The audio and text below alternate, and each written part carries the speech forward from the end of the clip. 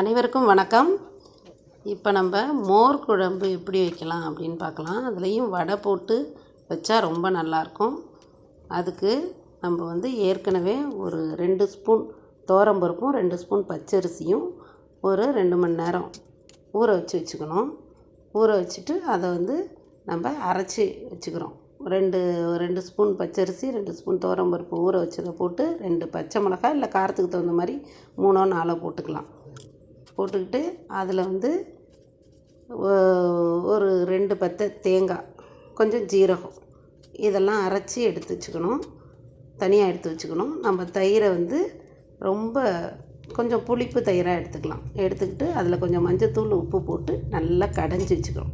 ரெண்டையும் ரெடி பண்ணி வச்சுட்டு அடுப்பில் கடாய் போட்டு கொஞ்சம் எண்ணெய் விட்டு கடுகு, உளுத்தம்பருப்பு, காஞ்ச மிளகா, கருவேப்பிலை, பெருங்காயத்தூள் இதெல்லாம் போட்டு கொஞ்சம் நம்ம அரைச்சி வச்சுருக்கோம் இல்லையா, அந்த விழுது லைட்டாக வதக்கி விடணும். ஏன்னா அந்த பச்சை வாசனை போகிறதுக்காக ரொம்ப கொதிக்க விடக்கூடாது. லைட்டாக வதக்கி விட்டுட்டு அதுக்கப்புறம் நம்ம கடைஞ்சி வச்சுருக்கோம் இல்லையா, நல்லா வதக்கிட்டு ரொம்ப நல்லா வதக்கக்கூடாது.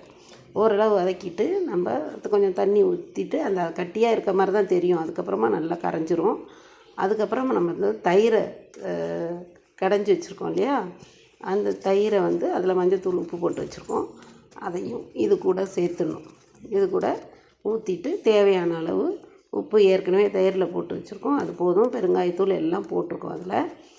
இது ரொம்ப நல்லாயிருக்கும். இதில் வடை போட்டு வச்சு வடை நம்ம ஏற்கனவே வடைக்கு அரைச்ச மாவு இருந்ததுன்னா கொஞ்சம் உளுத்தம்பருப்பு போட்டு உப்பு போட்டு அரைச்சி கொஞ்சம் பச்சை மிளகாய், வெங்காயம், கருவேப்பிலையெல்லாம் போட்டு அதை கொஞ்சம் கொஞ்சம் சின்ன சின்னதாக வடையாக ஒரு சின்ன வடை பெருசாக இல்லாமல் சின்ன சின்னதாக போண்டா மாதிரி போட்டு எடுத்து வச்சுக்கணும்.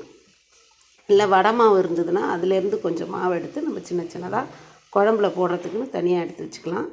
இது எல்லாத்தையும் இந்த கலவையோட தயிர் கடைஞ்சது எல்லாத்தையும் மோராக்கி நம்ம நல்லா ரொம்பலாம் கொதிக்க விடக்கூடாது. அதை அடுப்பில் வச்சு நம்ம லைட்டாக கொதிக்க விட்டால் போதும். அதோட வடையும் சேர்த்துக்கிறோம்.